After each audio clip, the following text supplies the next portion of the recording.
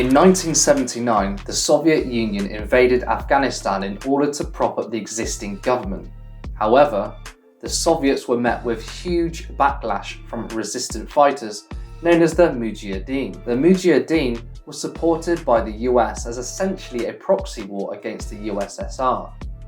The Mujahideen were religious fundamentalists. It's not known whether the US knew that or not, or even if they cared.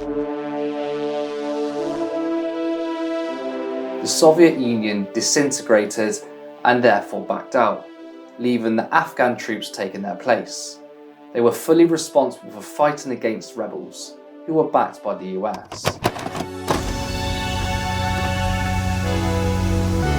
Both the Russians and the US cut their funding to the respective proxy armies. However, this meant that the current Afghan government grew weak and were eventually overthrown. The country was amid a bloody civil war and destabilisation. This set the stage for the Taliban. The Taliban, who are also known as the Students, came from Islamist extremist fighters in Pakistan and Afghanistan who fought the Soviets. By 1996, the Taliban essentially had full control, pushing religious fundamentalism on its people. After 9/11, the US invades and bombs Afghanistan. This leads to a 20-year-long occupancy. The idea here is to realise that what happened in the last couple of days isn't just down to Biden. Everything we see unfolding is the result of yet another US and imperial interventionist catastrophe. It only took 10 days for the Taliban to reassert control. Will our governments learn from these mistakes? No. Just like we haven't learned from the war in Iraq. Why? Because there is a winner. The military-industrial complex. What is the military-industrial complex? To understand it, you need to know first and foremost that when it comes to war, there are winners. Not winners in terms of liberation and peace, but in terms of profit. The human cost of war is never ending, and ordinary people always lose. Large corporations, defense contractors always win. It doesn't matter who's fighting. It doesn't matter which side wins. There is always a customer for more weapons. That customer is the US.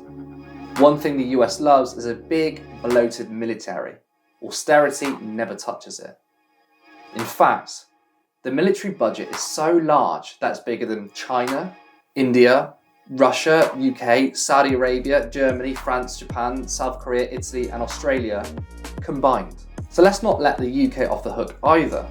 We are still the second biggest arms exporter, totaling £11 billion worth. Specifically with Afghanistan, £45 million worth have been approved in the last 3 years, with 16 unlimited value licenses. Arms suppliers essentially have a bottomless pit of profit. This in turn is then spent on lobbying politicians to vote in favour of contracts that benefit these companies, and war that also benefits them. A vicious cycle of war and profit, and human suffering. We have an ultimate duty to offer sanctuary for those who face danger. That video of the US aircraft leaving with hundreds running after it with some falling to their deaths will haunt me. I don't care what those say that we shouldn't take in refugees. Ignore them. There is no humanity when it comes to war, and it's up to us to show it. Refugees are welcome here.